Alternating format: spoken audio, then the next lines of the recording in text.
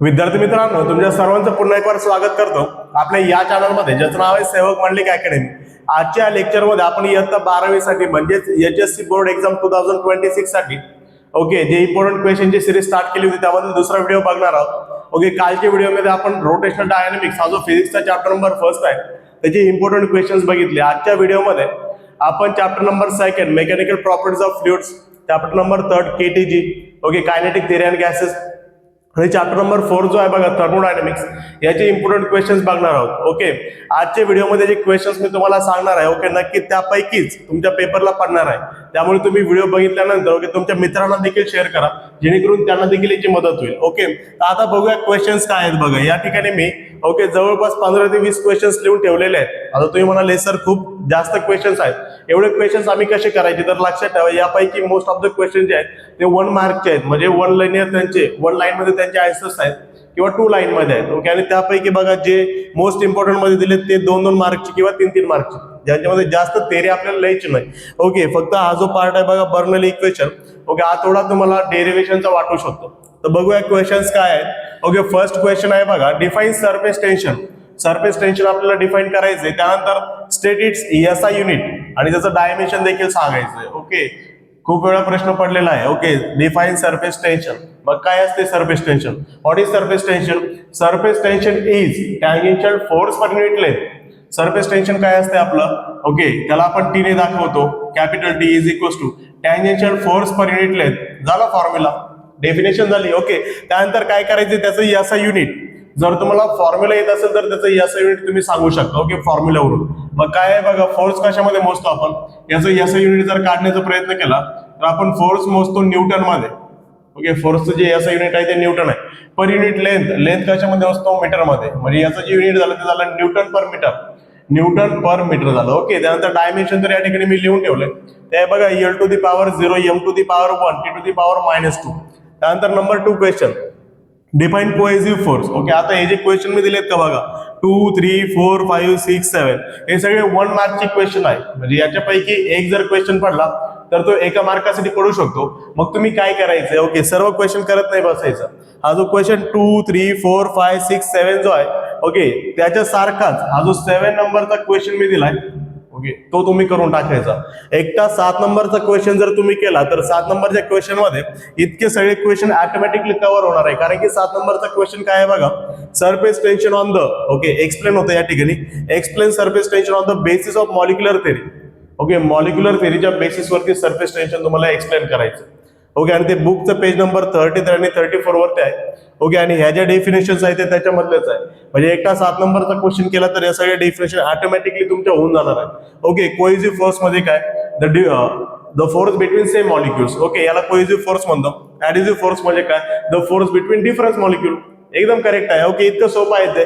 म्हणजे अशा प्रकारे तुम्ही करू शकता. त्यानंतर पुढचा जो क्वेश्चन आहे बघा, question number 8, define angle of contact. Angle of contact define करायचंय. हा देखील 1 मार्क साठी येऊ शकतो. पुढे बघा number 9, right a short note on factors affecting the angle of contact. Angle of contact आल्यानंतर त्याच्या खालीच हा क्वेश्चन आहे. म्हणजे एका मागे एकच आहे. म्हणजे हे 2 तुम्ही सोबतच करू शकता. बघा या ठिकाणी 1, 2, 3, 4, 5, 6 हे 6 क्वेश्चन्स फक्त तुम्ही एक क्वेश्चन केल्यानंतर होणार आहे. म्हणजे या ठिकाणी हे 6 आणि हा एक 7चा मिळून एक क्वेश्चन तयार होतो. म्हणजे 15 ते 20 पैकी 7 क्वेश्चन एकच याला आहे. किती सोपं झालंय. त्यानंतर पुढे बघा question number 9, right a short note on factors affecting the angle of contact. हे 2 देखील एक कंबाईन करून करायचे तुम्हाला. त्यानंतर बघा पुढे क्वेश्चन नंबर 10. आता हे जे फास्ट मी सांगत आहे, आपल्याकडे इतका वेळ नाही की मला एक्सप्लेन करता येईल. तर हे जे फास्ट सांगत आहे मी फक्त तुम्हाला क्वेश्चन्स पासून दाखवत आहे कोणते किती मार्काला येऊ शकतात. तर तुम्ही ते काय करू शकता, स्क्रीनशॉट काढून घेऊ शकता आणि तुमच्या नोटबुक मध्ये लिहून तुम्ही त्याची तयारी करू शकता. कारण की मला याच्यानंतर चॅप्टर नंबर 3 आणि 4 चे देखील क्वेश्चन्स घ्यायचे आहेत. पुढे बघा क्वेश्चन नंबर 10 काय आहे, define critical velocity and Reynolds number आणि त्याचा फॉर्म्युला लिहायचा आहे. मग काय असतो तो फॉर्म्युला तुम्ही बघून घेऊ शकता. 11 नंबरचा जो क्वेश्चन आहे बघा, डिफाईन व्हेलोसिटी ग्रेडियंट. आणि याच्या खालीच एक क्वेश्चन आहे बघा जो या ठिकाणी मी राईट केला नाही, लिहिला नाही, तो आहे बघा डिफाईन व्हिस्कोसिटी ग्रेडियंट. तो देखील तुम्ही बघून घ्या. व्हेलोसिटी ग्रेडियंट काय असतो बघा, dV/dx फॉर्म्युला लिहिलंय त्या ठिकाणी. आणि हे दोन्ही क्वेश्चन प्रत्येकी 2-2 मार्कचे आहेत. ओके, मोस्ट इम्पॉर्टंट मध्ये बघा हे सगळे लॉ तुम्हाला करायचे. पास्कल लॉ करायचा आहे, न्यूटन्स लॉ ऑफ विस्कोसिटी करायचा आहे, लॅप्लास लॉ करायचा आहे, न्यूटन्स लॉ जो फॉर्म्युला ठिकाणी मी लिहून ठेवला. त्यानंतर स्टोक्स लॉ करायचा आहे जो असतो Fv इज इक्वल टू 6 पाय इटा आरव्ही. ओके, त्यानंतर बघा क्वेश्चन नंबर 5 करायचा आहे, pressure due to liquid column. Okay, हे जे क्वेश्चन्स आहे बघा, okay, rise liquid in capillary tube, pressure due to liquid column, हे सोबत करू शकता. त्यानंतर बघा 7 नंबरचं क्वेश्चन केलं तर हे क्वेश्चन ऑटोमॅटिकली कव्हर होतील तुमचे हे जे आहेत ते. ओके, आणि हे सर्व कुठे सापडतील तुम्हाला बुकचं पेज नंबर 34. आणि जर हे नाही सापडले तर हा सापडायचा जो 33 आणि 34 वरती आहे. पुढे गेलो तर बघा रिलेशन बिटवीन सरफेस टेन्शन आणि surface energy, most important question. Relation तुम्हाला सांगायचे सरफेस टेन्शन आणि सरफेस एनर्जी मधलं. ओके, लक्षात ठेवा हे जे 1, 2, 3, 4 क्वेश्चन्स आहेत, Pascal law, Newton's law, Laplace law, Stokes law. Okay, हे प्रत्येकी 2 मार्कचे आहेत. ओके, पण या ठिकाणी क्वेश्चन 5 पासून क्वेश्चन 9 पर्यंत जर तुम्ही बघितले जे मोस्ट इम्पॉर्टंट मध्ये मोडतात ते 3 मार्काचे आहेत. आणि त्यानंतर हा जो सरफेस टेन्शन आहे on the basis of molecular theory हा 4 मार्कांसाठी पेपरला विचारला जातो. ओके, जितकं त्याचं वेटेज असेल त्यानुसार तुम्हाला त्याला ट्रीट करायचं त्या क्वेश्चनला. ओके, त्यानंतर क्वेश्चन नंबर 8 देखील बघा 3 मार्कांसाठी आहे. आणि क्वेश्चन नंबर 9 देखील मोस्ट इम्पॉर्टंट मध्ये येतो. बर्नौली इक्वेशन मोस्ट इम्पॉर्टंट आहे. ओके, अनेक वेळा पेपरला आलेला आहे आणि परत देखील येऊ शकतं, तर लक्षात ठेवा ते देखील तुम्हाला पडलं तर 3 मार्कासाठी पडून जाईल. ओके, मी थोडं साईडला होतो, तुम्ही याचा स्क्रीनशॉट घेऊ शकता. आपल्याला आता पुढच्या चॅप्टरकडे जायचंय. विद्यार्थी मित्रांनो, आता वळूया चॅप्टर नंबर 3 कडे, म्हणजे कायनेटिक थिअरी आणि गॅसेस कडे. Okay, kinetic theory and gases हा जो चॅप्टर आहे बघा पेपरसाठी 4 to 6 मार्क्सच्या दरम्यान विचारला जातो. ओके, मार्क्सचा जो चॅप्टर होता त्यामध्ये मी वेटेज दिलं नाही. ओके, तो 5 to 7 मार्क्स साठी पेपरला विचारला जातो आणि आज जो आहे तो 4 to 6 मार्क्स साठी विचारला जातो. ओके, तर लक्षात ठेवा हे सगळे क्वेश्चन जे आहेत बघा ते केटीजीचे आहेत, म्हणजे कायनेटिक थिअरी आणि गॅसेसचे आहेत. याच्यामध्ये मोस्ट इम्पॉर्टंट कोणता आहे तर बघा हा जो आहे बघा तो 3 मार्काचा क्वेश्चन 13. ओके, हा draw NEET label diagram of perfectly black बॉडीची नीट लेबल डायग्राम काढण्यासाठी IMP क्वेश्चन मोस्ट. ओके, तुमचे ज्यावेळेस पेपर झाले असेल टेस्ट पेपर कॉलेजमध्ये देखील त्यामध्ये हा जो क्वेश्चन आहे तो पेपरमध्ये विचारला असेल 100%. ओके, कारण की तो इम्पॉर्टंट मध्ये मोस्ट. त्यानंतर बघा क्वेश्चन 13 नंतर क्वेश्चन 15 वरती देखील तुम्हाला जास्त भर द्यायचा आहे, कारण की हे जे मेयर्स रिलेशन आहे हे देखील 3 मार्कांसाठी अनेक वेळा पडलेलं आहे. ओके, त्यानंतर मग कोणते कोणते क्वेश्चन आहे. Okay, derive an expression for pressure exerted by gas. Question number 2 काय बघा Kirchhoff's law of radiation.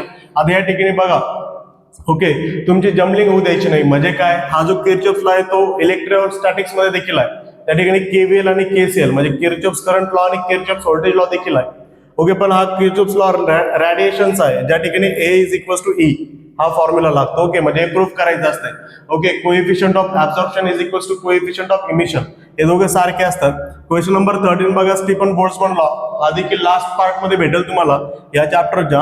Okay, त्यानंतर हा क्वेश्चन 13 आणि क्वेश्चन 5 जो आहे बघा तो लास्ट पार्ट मध्ये भेटेल या चॅप्टरच्या लास्ट पार्ट मध्ये. त्यानंतर बघा पुढे law of equipotential of energy. Okay, ज्या ठिकाणी ओके एनर्जी आहे ती इक्वल पोटेन्शियल मध्ये यूज केली जाते. ओके, म्हणजे त्या ठिकाणी बघा आपण K is equal to kinetic energy equal to 1/2 mv² वापरतो, बरोबर.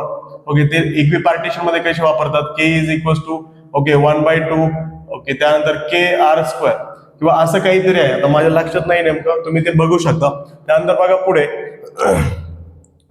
जर विचार केला तर लॉ ऑफ इक्विपोटेन्शियल एनर्जी नंतर question number 6 define coefficient of absorption. हे जे 3 क्वेश्चन आहे क्वेश्चन 6, 7 आणि 8. ओके, हे तिघं देखील तुम्ही एका सोबत करायचे, छोटे छोटे आहेत. ओके, ते एका सोबत केले तरी चालतं. त्यानंतर बघा 9 नंबरचा आहे कोएफिशियंट ऑफ इमिशन आणि 10 नंबरचा व्हॉट इज इमिसिव्ह पावर, हे देखील अनेक वेळा रिपीट झालेले आहेत 9 आणि 10 नंबर. त्यानंतर 11 नंबरचा आहे बघा degree of freedom, monoatomic, polyatomic, diatomic या तिघांची डिग्री ऑफ फ्रीडम ट्रान्सलेशनल कुणाचे आहे, रोटेशनल कुणाचे आहे. ओके, हे सगळं तुमच्या लक्षात राहिलं पाहिजे. ओके, डिग्री ऑफ फ्रीडम करायचं आहे मोनो ॲटॉमिक, डायॲटॉमिक आणि पॉलीॲटॉमिक मॉलिक्युल्स. त्यानंतर बघा state the formula of mean free पाथचा फॉर्म्युला लक्षात ठेवायचा. त्यानंतर 13 आणि 15 तुम्ही सांगितलंय. 14 नंबरचं बघा जर ही फिगर पडली नाही पेपरला तर ही देखील पडू शकते 3 मार्कांसाठी. काय आहे draw NEET level diagram of spectral distribution of black body नंतरच लगेच टॉपिक आहे ज्या ठिकाणी स्पेक्ट्रल डिस्ट्रीब्युशन दिलेलं आहे ब्लॅक बॉडीचा. त्यानंतर number 16 express molar specific heat. Okay, हा जो टॉपिक आहे बघा डिग्री ऑफ फ्रीडम त्याच्यानंतर लगेच येणारा हा क्वेश्चन नंबर 16चा टॉपिक आहे ज्या ठिकाणी बघा मोनोॲटॉमिक, diatomic, पॉलीॲटॉमिक मॉलिक्युलचं molar specific heat express करायचे. ओके, अशा प्रकारे. ओके, फास्ट झालंय थोडं पण आपल्याकडे तितका वेळ नाही.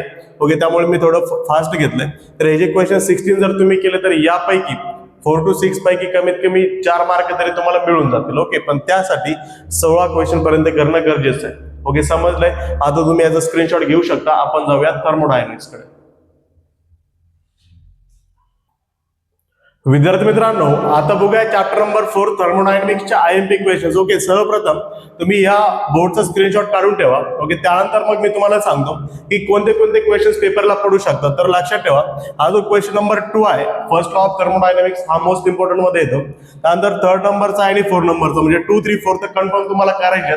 त्यानंतर बघा 12 नंबर मधले डेफिनेशन तुम्हाला करायचे, त्यापैकी एक डेफिनेशन कन्फर्म पडते. ओके, त्यानंतर लक्षात ठेवा 10 नंबरचा जो क्वेश्चन आहे, ओके, त्याच्यासाठी जी डायग्राम आहे सायक्लिकची, तुम्हाला 3 मार्कांसाठी येऊ शकते. त्यानंतर बघा, okay, explain cyclic process PV diagram तुम्हाला लक्षात ठेवायची. ओके, त्यानंतर 0th लॉ आणि त्यानंतर हा बघा 7 आणि अजून एक क्वेश्चन आहे या ठिकाणी, तो आहे 9 नंबरचा, मेकॅनिकल आणि थर्मल इक्विलिब्रियम. ओके, अशा प्रकारे तुम्ही जे मी सांगितलं मोस्ट इम्पॉर्टंट आहे त्याला आधी प्रेफरन्स द्या, नंतर बाकीचे देखील तुम्ही करा, जेणेकरून तुम्हाला पेपर जो चांगला जाईल.